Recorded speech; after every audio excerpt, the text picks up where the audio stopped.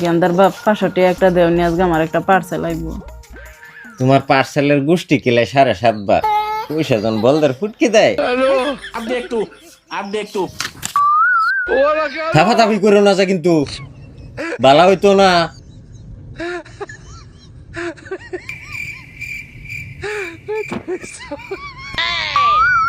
दीदी वाह दीदी গেছো এনতে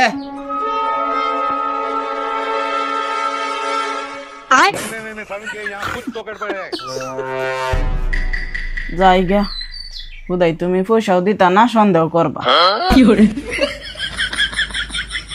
চোখ দেখাইতা চোখে, পয়সা দেখাইলে বড় বড় চোখটি দেখাইতা, তে দেখতাম। যাও, এগুলো বইয়ে থাকলেই সন্দেহ করে।